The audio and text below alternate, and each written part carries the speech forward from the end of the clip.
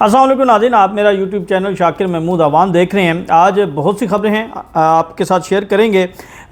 थाना भावल नगर का वाक़या जो है उस हवाले से जो है आफ्टर शॉक्स आ रहे हैं और कुछ डेवलपमेंट्स भी हैं, वो भी आपके सामने रखेंगे। इसके साथ साथ आलिया हमज़ा मलिक ने जेल में भूख हड़ताल कर दी है। क्यों भूख हड़ताल की है ये आपको बताएंगे। और इसके बाद वज़ीराबाद के हवाले से अहमद चट्ठा के घर जो है वो पुलिस मौजूद है, बार बार छापे मारे जा रहे हैं। इस हवाले से भी कुछ चीज़ें सामने आई हैं, वो आपके सामने रखेंगे। सबसे अहम जो है वो आज जो इत्तेहाद था अपोजिशन का, उन्होंने पशीन के अंदर बलोचिस्तान में जलसा किया है। उस जलसे के हवाले से कुछ चीज़ें आपके सामने रखेंगे। और 10 मार्च को एक बड़ा अफसोसनाक वाक़या कराची पर पेश आया था, जिसमें गुज़िश्ता दिनों हमने देखा कि एक बच्ची जिसका सर से बाल खींच कर जो है वो एक ASF का एहलकार जो है वो उसे नीचे पटक रहा है, उस हवाले से भी अपडेट्स जो हैं वो आप सामने आई हैं। तो जेल से एजाज चौधरी साहब ने एक ख़त भी लिखा है, वो भी आपके सामने रखेंगे। सबसे पहले हम बात करते हैं थाना बहावल नगर यानी जो थाना मदरसा है उस हवाले से जो है मज़ीद अपडेट सामने आई हैं। हुकूमत की जानिब से एक जॉइंट इन्वेस्टिगेशन टीम बनाई गई है और इसके अंदर जो है वो खुफिया इदारे के लोग भी हैं, इसके अंदर पंजाब पुलिस के अफराद भी हैं और दीगर जो लोग हैं वो इस जॉइंट इन्वेस्टिगेशन टीम में शामिल किए गए हैं। अब ये जो जॉइंट इन्वेस्टिगेशन टीम है ये 2 नुकात पर काम करेगी जो इसके TORs बनाए गए हैं। एक रफाकत चौधरी के घर जो छापा था पुलिस का, और दूसरा 10 अप्रैल को फिर जो अफवाज पाकिस्तान के लोग जो हैं वो थाने पर धावा बोला, फिर थाना B डिवीज़न, फिर हॉस्पिटल में गए, तो ये सारी चीज़ों की तहकीकात करेंगे। गुज़िश्ता रोज़ जो हमने वीलॉग किया था उसके अंदर हमने आपको इस वाक़े का पस मंज़र बयान किया था और बताया था कि ये वाक़या क्या है। तो अल्हम्दुलिल्लाह यही स्टोरी जो है वो BBC ने भी लगाई गई है, यानी हमारी जो स्टोरी है वो हकीकत के करीब तरीन है।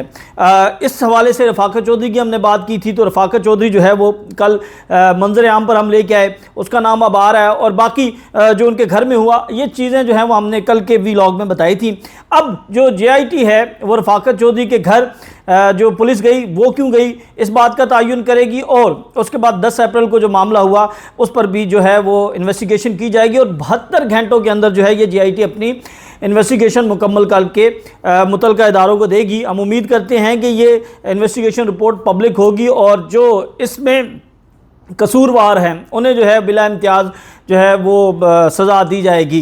दूसरा, इस हवाले से अब मज़ीद जो आफ्टर शॉक्स आ रहे हैं, जो पंजाब पुलिस के जवान हैं, अफसरान हैं, उनके अंदर बहुत ज़्यादा जो है वो तज़ब्ज़ुब का शिकार हैं। उनकी तरफ से बयानात भी आ रहे हैं, सोशल मीडिया पर भी बयानात आ रहे हैं। एक इंस्पेक्टर साहब हैं, वो तराश खराश के नाम से उन्होंने एक वीडियो बनाई है और उसके अंदर उन्होंने बड़े ज़बरदस्त तरीके से छोटे और बड़े भाई के किरदार की बात की है।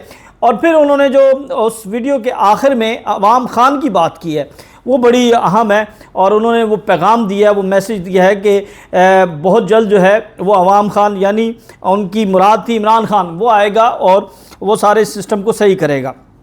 एक और पुलिस एहलकार का बयान जो है वो वायरल हो रहा है, उसमें वो बता रहा है कि उनको किस तरह बेईमाना तरीके से तशद्दुद का निशाना बनाया गया। वो बताता है कि उनकी इज़्ज़त नफ्स मजरूह की गई, उन्हें नंगा किया गया, इंजेक्शन लगाए गए और बड़ा ही बदतरीन तशद्दुद का निशाना बनाया गया। ये भी वायरल है। एक जवान जो है वो इंतहाई तैश में दिखाई दे रहा है। वो तो यहाँ तक कह रहा है कि अगर आपके साथ कोई इस तरह का मामला हो तो आप अपना प्राइवेट पिस्टल अपने पास रखें और सेक्शन 100 के तहत, दफ़ा 100 जो है उसके तहत उन्हें ये तहफ़्फ़ुज़ हासिल है, वो जो है अपनी सेल्फ़ डिफेंस में किसी को भी मार सकते हैं। तो यानी जो पंजाब पुलिस के जवान हैं, अफसरान हैं, वो अभी तक इस मामले को लेकर जो है वो काफ़ी ज़्यादा गम व गुस्से में नज़र आ रहे हैं। इस हवाले से मज़ीद जो है वो डेवलपमेंट्स हो रही हैं, वो भी हम आपके साथ शेयर करेंगे। दूसरी अहम तरीन डेवलपमेंट जो है ये एक्सक्लूसिव खबर है हमारे पास कि जेल के अंदर आलिया हमज़ा मलिक जो पाकिस्तान तहरीक इंसाफ की खातून रहनुमा हैं, साबिक MNA हैं, उन्होंने भूख हड़ताल कर दी है और उनका ये कहना है कि उन पर बेबुनियाद मुकदमा दर्ज किए गए हैं। उन्होंने गुज़िश्ता जो हमारी मुलाकात हुई थी इंसदाद दहशतगर्दी अदालत में, तो मेरे साथ उन्होंने तकरीबन कोई 15 से 20 मिनट गुफ्तगू की थी और उसके अंदर उन्होंने कहा कि मुझे अब ये बताया जा रहा है या ये खदशा है कि मेरे ख़िलाफ़ जो अगला मुकदमा है वो फैसलाबाद में दर्ज कर दिया गया है। और अभी मैं सरगोदा के अंदर हूँ और मियाँ वाली के मुकदमे में मुझे गिरफ़्तार किया गया और उसके ऊपर उनका ये एहतजाज बनता है। वो ये कहती हैं कि मैं जब मियाँ वाली आई नहीं और 9 मई को मैं लाहौर के अंदर थी, 10 मई को मैं गिरफ़्तार हो जाती हूँ, लेकिन मैं कैसे मियाँ वाली पहुँची। तो ये जज साहब को चाहिए था कि इस हवाले से वो नोटिस लेते और इस बोगस मुकदमे को जो है वो खारिज करते, ना कि वो 14 दिन का रिमांड दे देते। और अब वो 14 दिन के रिमांड में जेल पर हैं। उनकी जो शिकायत हैं वो ये कहती हैं कि उन्हें अलहदा सेल में रखा गया है, उस सेल के अंदर जो है वो सफाई का बिल्कुल इंतज़ाम नहीं है, वहाँ पर मच्छर बहुत ज़्यादा हैं, उनको बीमार होती हैं तो उन्हें कोई मेडिकेशन नहीं दी जाती, उन्हें खाने की जो है वो जो खाना दिया जाता है वो इंतहाई नामुनासिब है। और अब इन सब चीज़ों को लेकर वो भूख हड़ताल पर चली गई हैं। उनका ये कहना है कि बेबुनियाद मुकदमा हैं उनके खिलाफ और इस हवाले से अब वो भूख हड़ताल पर हैं। जो हमारे पास आखिरी इत्तलात मौसूल हुई हैं उसके मुताबिक अभी तक वो भूख हड़ताल पर हैं और कुछ भी खा पी नहीं रही। अगली बात अगर हम करें तो वो वज़ीराबाद के हवाले से है। वज़ीराबाद के अंदर जो है अहमद चट्ठा, ये वो नौजवान तरीक़े इंसाफ के रहनुमा हैं जिन्हें जो है वो जब इमरान खान वज़ीराबाद गए थे तो उस दौरान इन्हें गोली भी लगी थी और ये ज़ख्मी भी हुए थे। इनके भाई जो हैं फ़याज़ चट्ठा, ये ज़िमनी इलेक्शन में वहाँ से इलेक्शन लड़ रहे हैं, PP 36 है।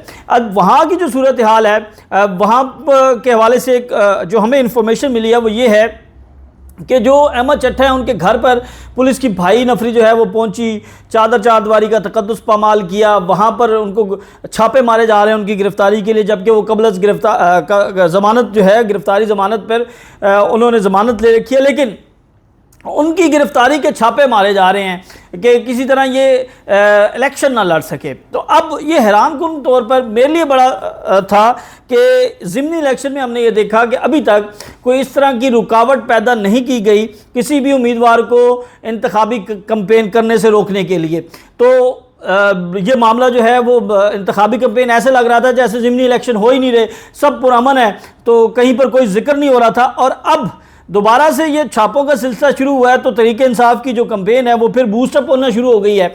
और इसकी जो पीछे पसे पर्दा जो हमें कुछ इन्फॉर्मेशन मिली है वो ये है कि सुहेल ज़फ़र चट्ठा साहब हैं, ये DG एंटी करप्शन हैं, जो चौधरी परवेज़ इलाही हैं, और इस समय जो पाकिस्तान तरीके इंसाफ की दीगर क़यादत है उनके ख़िलाफ़ जो मुकदमात एंटी करप्शन में बनाए गए उसमें DG anti corruption Suhail Zafar Chattha का बड़ा जो है वो किरदार बताया जाता है। और ये भी बताया जा रहा है कि ये मुस्लिम लीग नून के बड़े ख़ास हैं, तो इन्हें बराह रास्त इंस्ट्रक्शंस आती हैं मरियम बीबी की तरफ से, नवाज शरीफ की तरफ से, और जो बाकी मुस्लिम लीग नून की क़यादत है ये ज़राए दावा करते हैं। अब ये कहा जा रहा है कि उनके जो करीबी अजीज़ हैं वो उनके मद्दे मुकाबले इलेक्शन लड़ रहे हैं, जिसके लिए जो है वो अब ये छापों का सिलसिला चल रहा है कि और ये कोशिश की जा रही है कि किसी तरह भी ये इलेक्शन में पार्टिसिपेट ना कर सकें और इलेक्शन जीत ना सकें। तो ये तो सारी सूरत हाल जो है वो इस वक्त चल रही है। और दूसरी जानिब जो सबसे अहम है आज की खबर वो ये है कि बलूचिस्तान के अंदर जो है वो पावर शो किया है।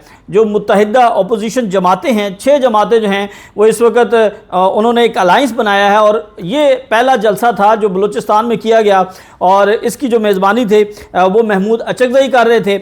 और हमने ये देखा है कि एक अच्छी खासी तादाद जो है वो लोगों की निकली, बावजूद इसके कि दफ़ा 144 का नफाज किया गया, बारिश हुई, लोगों के लिए रुकावटें खड़ी की गई, लेकिन उसके बावजूद एक अच्छा क्राउड इकट्ठा करने में ये मुत्तहिदा अपोजिशन जमातें जो हैं वो कामयाब हुई हैं। और उसके अंदर जो तकारीर हुई और उसके वाले से हम ये रिपोर्ट भी कर चुके हैं और सारी चीज़ें जो हैं वो सामने भी हैं। लेकिन जो सबसे अहम है कि इस सारे अलाइंस ने जो आज ऐलान किया है वो ये है कि इसके बाद वो पंजाब के अंदर जा रहे हैं और फिर KP के अंदर और फिर सिंध के अंदर जो है वो जलसे किए जाएंगे और इस तहरीक को जो है वो मज़ीद जो है वो आगे बढ़ाया जाएगा और इसका नाम जो है वो तहरीक तहफ़्फ़ुज़ आईन पाकिस्तान रखा गया है।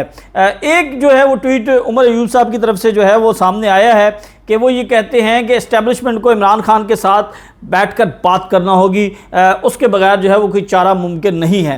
तो इसके ऊपर जो है वो बहस हो रही है और लोग ये कह रहे हैं कि डील नहीं करनी चाहिए इमरान खान को, इमरान खान अपने असूली मौक़िफ़ पर कायम रहें और इसी मौक़िफ़ पर जो है उन्हें कायम रहना चाहिए। बावल नगर वाक़े की बात हम कर रहे थे तो कम्यूनिटी नोट जो है वो लग चुका है IG पंजाब के उस बयान पर, जिस पर जो है वो ये कहा जा रहा है कि आईजी पंजाब का जो बयान है वो सियाक़ो सबाक़ से हटकर है, वो झूठ पर मबनी है और जिस पर जो है वो ट्विटर ने बैन भी कम्युनिटी